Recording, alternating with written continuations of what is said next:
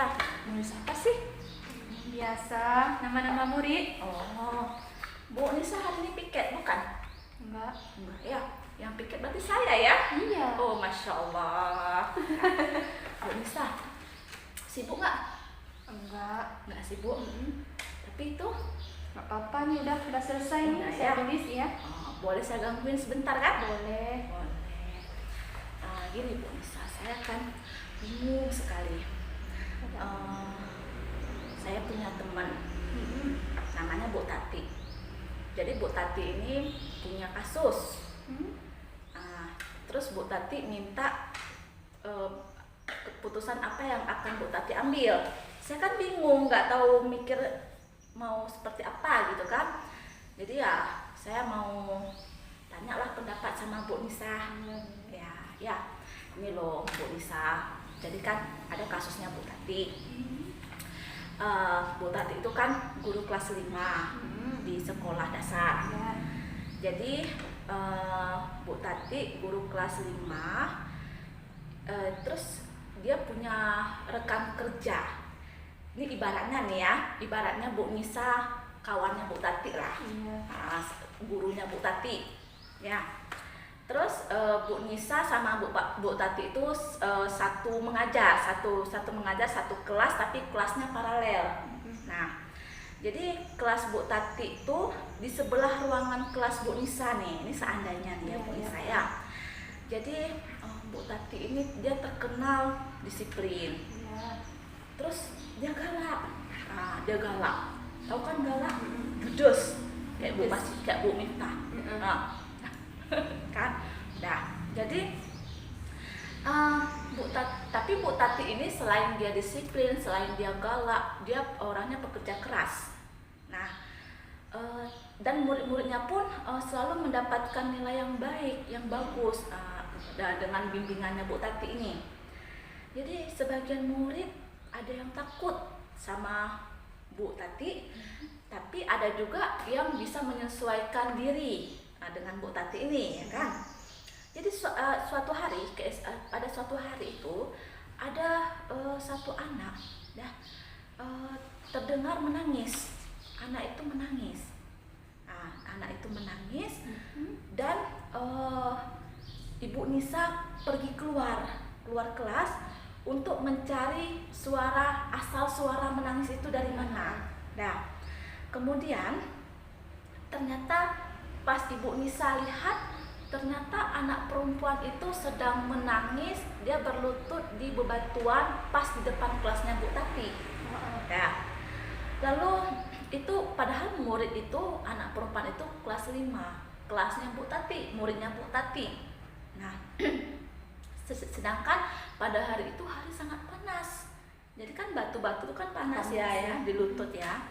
Nah, habis itu Bu Nisa melihat ke arah Bu Tati, sedang Bu Tati itu tidak menghiraukan, tidak open dengan anak itu. Nah, jadi habis itu Bu Nisa juga melihat ada beberapa murid di kelas itu mencuri pandang dan melihat ke arah anak yang menangis itu. Terus yang saya ingin tanyakan nih sama Bu Nisa nih, apa yang akan Bu Nisa lakukan? Ya, apa yang akan Bu Nisa lakukan? Itu satu. Terus yang kedua, Bu Nisa dan juga guru-guru yang lain yang ada di sekolah dasar itu, yang ada di SD itu, apakah mereka itu punya wewenang untuk mengambil keputusan, sedangkan itu muridnya Bu Tati? Yang kedua. Yang ketiga, kondisi seperti apa, dalam kondisi apa yang harus Ibu Nisa lakukan? Nah, terus bisa nggak Bu Nisa itu memutuskan keputusan ini, pengambilan kasus ini? Kalau bisa, mengapa dan seperti apa, bagaimana, gitu ya kan? Nah, satu lagi pertanyaan saya, pengambilan keputusan seperti apa yang akan Bu Nisa ambil dalam kasus ini? Jika saya dengar dari Ibu Isatir mengenai kasus yang terjadi pada anak yang kelas 5 ini, itu yang pertama yang saya lakukan itu yaitu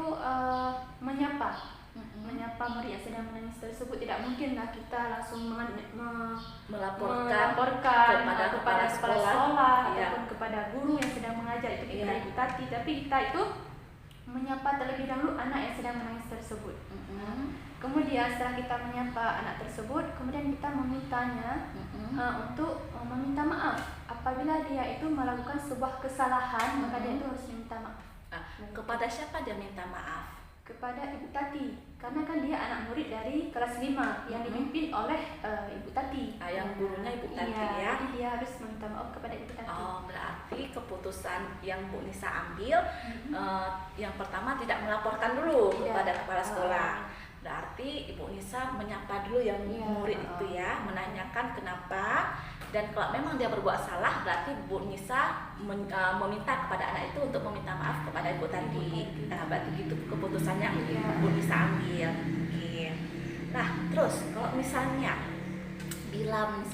seandainya Bu Nisa berada dalam situasi ini, situasi kasus Bu Tati, ya. Apakah yang akan Bu Nisa lakukan? Berbedakah jalan keluar Bu Nisa dengan Bu Tati? Yang pertama, saya akan menghampiri murid yang sedang menangis tersebut, kemudian bertanya padanya apa yang sedang terjadi. Tentu saja saat kita menyapa anak tersebut, kita harus bertanya, mengapa nak, apa yang sedang terjadi. Kemudian yang kedua, saya akan menasihati anak tersebut dan memberikan pemahaman kepada anak murid yang sedang menangis tersebut. Bila ia membuat salah, maka dia harus meminta maaf. Kemudian yang ketiga, saya tidak akan menginterupsi sendiri, akan tetapi karena pada saat pembelajaran itu terjadi, ada guru yang memiliki wewenang ataupun yang memimpin kelas tersebut, yaitu kelas 5 kan, tadi wali kelasnya ya. Jadi saya tidak akan langsung mengambil keputusan, tetapi karena pada saat itu ada guru yang memimpin ataupun yang berwenang dalam kelas tersebut, mungkin saya akan melakukan diskusi dengan Bu Tati, karena beliau adalah yang menjadi wali kelas ataupun yang menguasai kelas 5 tersebut pada saat jam pelajaran itu. Kemudian saya akan melakukan diskusi saat pembelajaran selesai. Saya akan melakukan diskusi dengannya ataupun pada saat jam istirahat. Jadi berarti yang Ibu Nisa lakukan, Ibu Nisa memanggil anak itu ke ruangan lain, khusus Bu Nisa dengan anak itu, ya. Lalu Bu Nisa menanyakan mengapa dia menangis. Kalau memang dia berbuat salah, berarti Ibu Nisa meminta anak itu untuk meminta maaf kepada Ibu Tati. Setelah itu baru Bu Nisa menjumpai Ibu Tati. Begitu. Jadi Bu Nisa, yang buat saya bingung nih, kira-kira keputusan apa yang Bu Nisa ambil yang berlandaskan dengan 3 prinsip? Ada 3 prinsip nih. Ada prinsip berbasis hasil akhir, ada prinsip berbasis peraturan, ada prinsip berpikir berbasis rasa peduli. Nah, kalau hasil akhir, Bu Nisa berpikir yang terbaik untuk kebanyakan orang. Nah, kalau yang peraturan, Bu Nisa mikir gini, saya guru, Bu Tati juga guru. Bu Tati melakukan nggak sepantasnya Bu Tati lakukan ini. Ini udah menyalahi kode etik sekolah. Ya udahlah, saya laporkan aja kepada kepala sekolah. Nah, itu kalau berbasis peraturan. Kalau berpikir berbasis rasa peduli, Bu Nisa merahasiakannya untuk melindungi Bu Tati agar Bu Tati tidak kena tegur oleh kepala sekolah, gitu ya kan? Nah, kalau Bu Nisa milihnya yang mana ini? Prinsip mana? Kalau saya memilih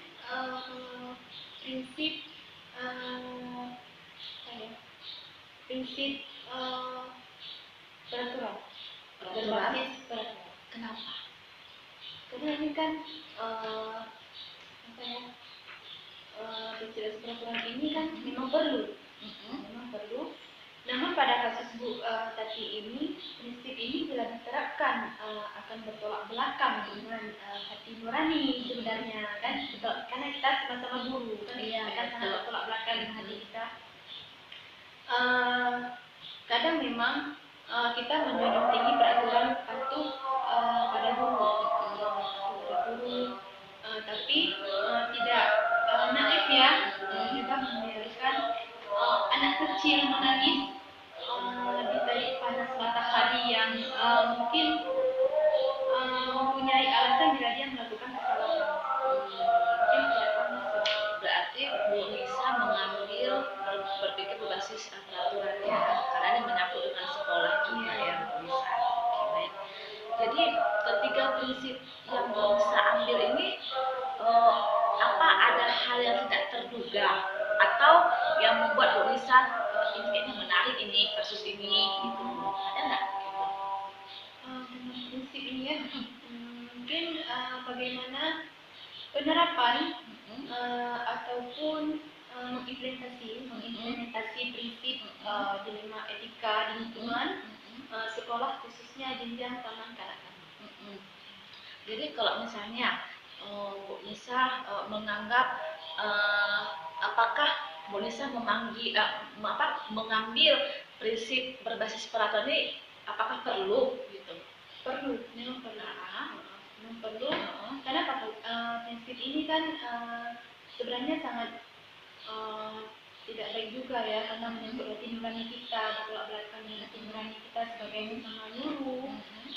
Akan tetapi kalau memang kita menunjukkan pada prinsip peraturan patuh pada guru, ini kita juga tidak bisa membiarkan anak-anak menangis sendirian dari panas matahari seperti itu. Jadi memang kalau menurut saya itu prinsip peraturan Karena itu sudah menyalahi kode etik sekolah yang iya, karena kita kan berada dalam lingkungan sekolah, mengajarkan anak-anak di sekolah, jadi kita harus mengikuti peraturan.